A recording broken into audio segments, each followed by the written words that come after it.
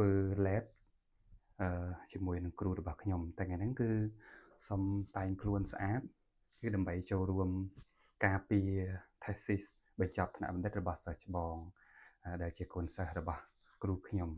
អញ្ចឹងថ្ងៃហ្នឹងខ្ញុំត្រូវក្រោកពីព្រឹកហើយទម្លាប់ជារៀងរាល់ថ្ងៃគឺខ្ញុំក្រោកពីព្រឹកហើយគឺខ្ញុំរៀបចំដាំបាយធ្វើម្ហូបដើម្បីយកទៅធ្វើ lab នេះគឺជាកញ្ចប់បាយរបស់ខ្ញុំគឺមានបាយមកប្រអប់ម្ហូបមកប្រអប់ហើយនឹងផ្លែឈើ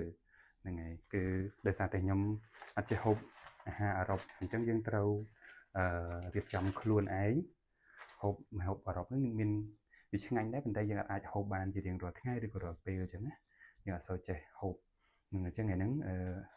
រៀបចំខ្លួនហើយគឺនឹងធ្វើដំណើរទៅសាលារៀនរៀបចំពាក់អាវស្អាតបាតទៅចូលរួមការពារនិក្ខេតបទបញ្ចប់ថ្នាក់បណ្ឌិតរបស់សិស្សច្បងហើយសង្ឃឹមថាខ្ញុំនឹងមានថ្ងៃនេះដោយសិស្សច្បងដែរអញ្ចឹងណាព្រោះសិស្សច្បងគាត់រៀនមួយគ្រូខ្ញុំដូចជា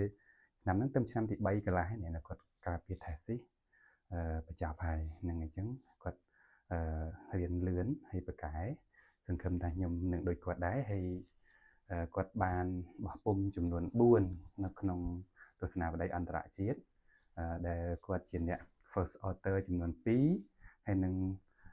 ចូលរួមចំនួន2តាមខ្ញុំ check មើល thesis របស់គាត់តាមដានរបស់គាត់អញ្ចឹងណាហើយសម្ពោធ thesis របស់គាត់គឺគាត់បានបោះពុម្ពហើយអញ្ចឹងថ្ងៃហ្នឹងគឺជាថ្ងៃការពារសាកល្បងលើកទី1របស់គាត់ហើយសាស្ត្រាចារ្យរបស់ខ្ញុំក៏ដូចជាសិស្សច្បងក៏បានអញ្ជើញខ្ញុំចូលរួមអញ្ចឹងខ្ញុំពិតជាសប្បាយចិត្តមែនទែនហើយសកម្មភាពរបស់ខ្ញុំដូចខ្ញុំរៀបរាប់មិញអញ្ចឹងគឺព្រលឹមឡើងគឺខ្ញុំត្រូវក្រោកពីព្រឹកហើយពេលខ្ញុំរៀបចំម្ហូបអាហារដោយខ្លួនឯងនឹងហើយបន្ទាប់ពីខ្ញុំមកវិសាហើយវិចទៅសាលា